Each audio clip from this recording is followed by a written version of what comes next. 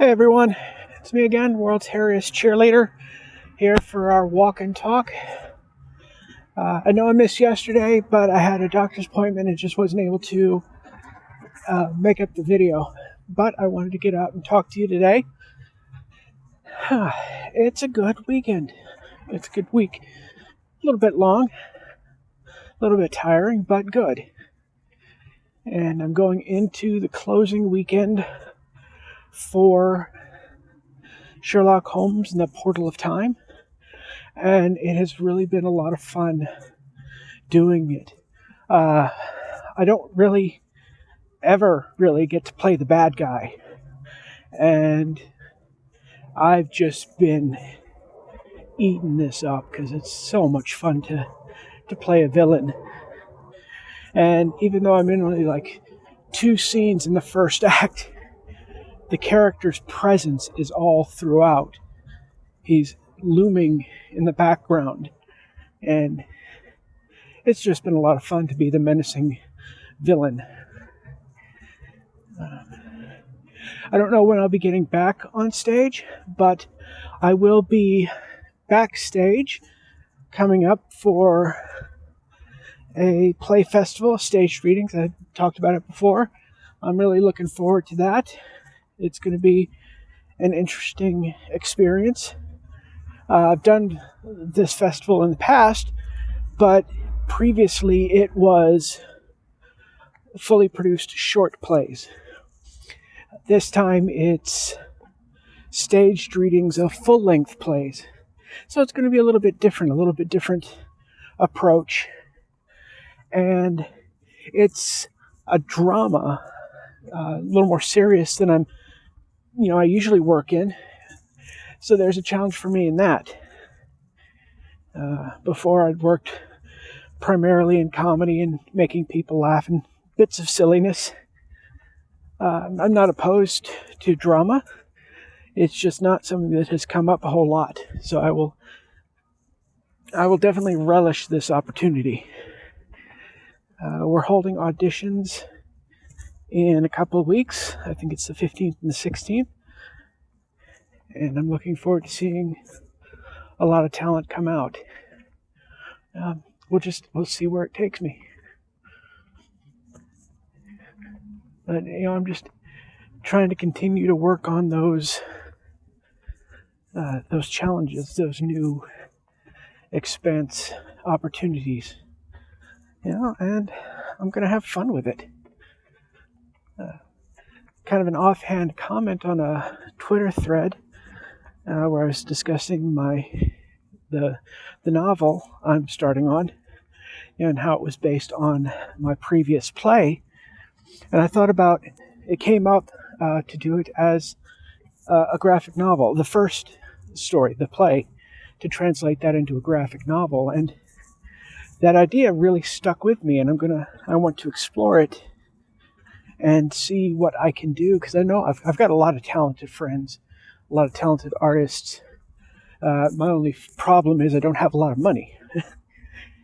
So I was going to approach, see if there's interest, and see about working out something and getting it on paper that would benefit both of us, or all of us. Anyway, so that's going to come up in the future, and I'm looking forward to giving that a go. But yeah, it's overall, it's been, I wouldn't say a really tiring week, but it's just been, I'm trying to stay afloat, keep myself encouraged and motivated. At the same time, I'm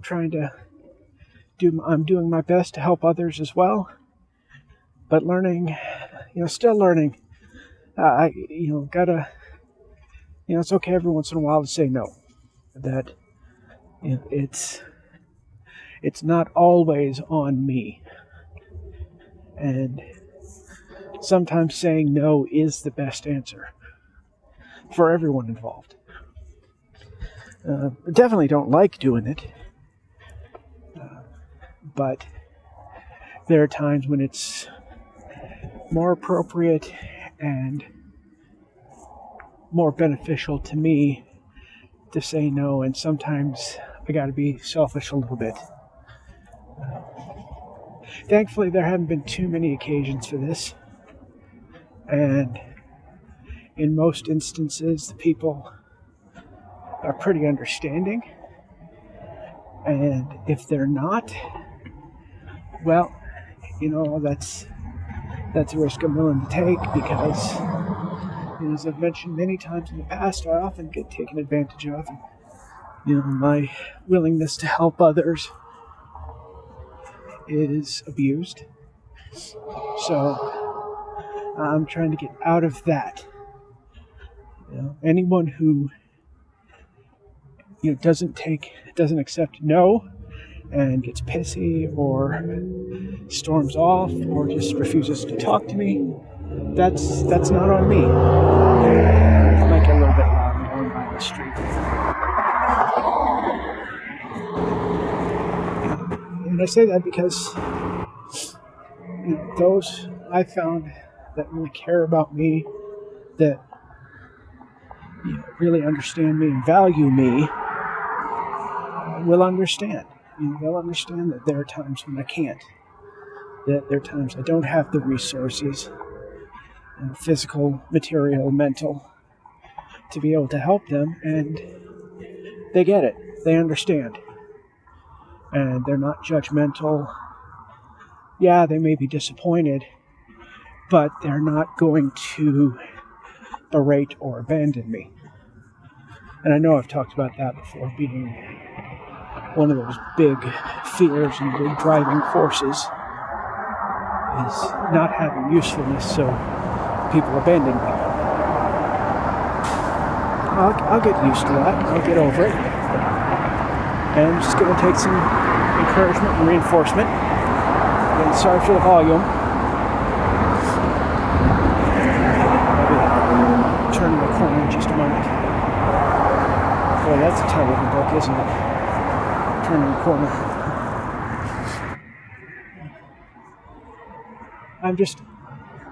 It took 44 years, but I'm starting to appreciate myself and respect myself and like myself. Who I am, how my appearance, things like that. And I'm just sorry it took 44 years, but I'm glad I got those 44 years and didn't shortchange myself. And you know what I mean. I didn't take the easy way out, and I'm just trying to take what I've learned and apply it to today and tomorrow. There are some things that are out of my control.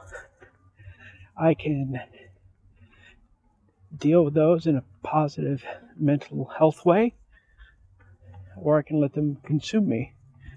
And before, where I would let them consume me, because I kept it all bottled up, I kept it inside, and I never allowed myself that vulnerability, I'm not doing that anymore. Or at least I'm trying not to. Some days are better than others. And that's part of my challenge. Part of the challenge to myself is appreciating and accepting who I am and what I can be. So, anyway, that's enough for me today. Appreciate y'all hanging out with me. If there's anything you'd like to see, please let me know. Like, share, subscribe, all that usual stuff. And, if you have any comments, questions, concerns, leave them below. And again, I appreciate you all. I thank you all. And I love each and every one of you. Thanks.